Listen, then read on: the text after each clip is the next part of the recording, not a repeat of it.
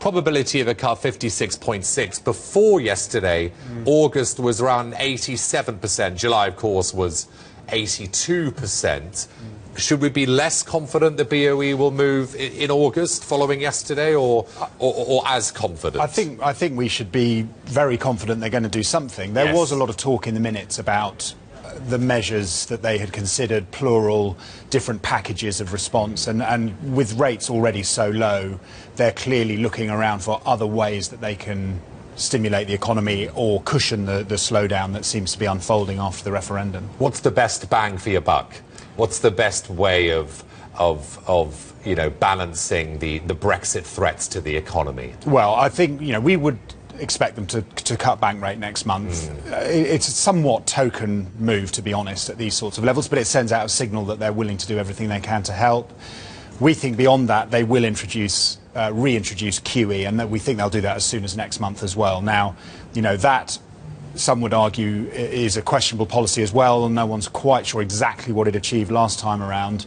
But, you know, the cupboard is fairly bare. They do want to keep sterling down where it is. It's being very helpful in terms of rebalancing the economy and acting as a shock absorber. So policies like that should achieve that. That will richen gilts. It will keep sterling under pressure. As I say, that's no bad thing, at least in terms of the economy. And to what extent could sterling decline further, John? You know, we touched intraday last week, you know, 127 and some. We've gone back above 130. How low could we go when it comes to pound dollar? Well, you know, what's interesting actually is how orderly things have been. After the first 2 days post-referendum, when it was such a shock to the markets, we saw huge declines in sterling, but actually since then it's been pretty stable. As the data starts to confirm what we think is an economy slowing pretty much to a standstill in the second half of the year, so sterling is likely to slide. We think it goes back into the 120s against the dollar. We think that euro sterling heads up towards around 90 pence from sort of the low 80s at the moment. So another sort of 5 or 10% over the coming 6 months. And if we get more QE, John, on top of the £375 billion, which was where they left off last time, we have an interesting yield curve. I mean, 2 years, 0.16, 16 basis points. 10 years, 81 basis points. 30 years, 1.6%. What's that going to look like in 6 months, 1 year's time? Well, QE doesn't do a lot to short yields, partly because they are already so low, and partly because they don't buy very short-dated gilts. I think what it does is keep investors pushing further down the yield curve. This is what we've seen in Europe.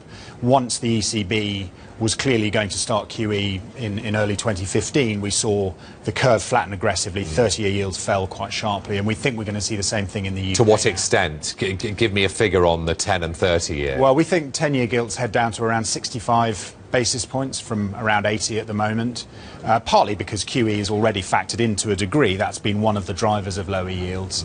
And the 10s, 30s sector of the yield curve, we think, will flatten quite sharply now. 30 years has moved in tandem with 10 years, so that part of the curve's been relatively steady. It's been flattening, as I say, quite sharply in core Eurozone markets for some time, and we think the same sort of dynamic should apply in the UK. John, is there a sense that the political environment has stabilised? Obviously, we have a uncertain 2 years ahead of us, but the bringing forward of a leader can only be seen as a good thing. Yeah, I mean, the weakness in sterling, the nervousness in markets after the referendum was exacerbated by the political vacuum that then suddenly appeared as well. And as you say, we weren't expecting to get clarity on who was going to be running the government for another 6 weeks or so. The fact it's happened earlier, and you saw the market reaction to it, has been taken as somewhat reassuring. But clearly the Brexit negotiations, which is such a big part of what this new government is going to have to do, haven't even begun yet. So there's still a huge amount of doubt about where we're heading next. That's why sterling is where it is, and rates are where they are, and why we're talking about the Bank of England easing policy. And as you say, we've yet to see the full impact on the economy. We've seen some surveys, but the hard impact, as the ONS said, will only be felt in mid-August. Yeah, and again, that's one reason why the MPC stayed their hand. They clearly have more information than most. They have a lot of agents out and about, you know, gauging sentiment. But it is very early. We've seen these dramatic market moves. They themselves have an impact, of course, on monetary conditions and so on.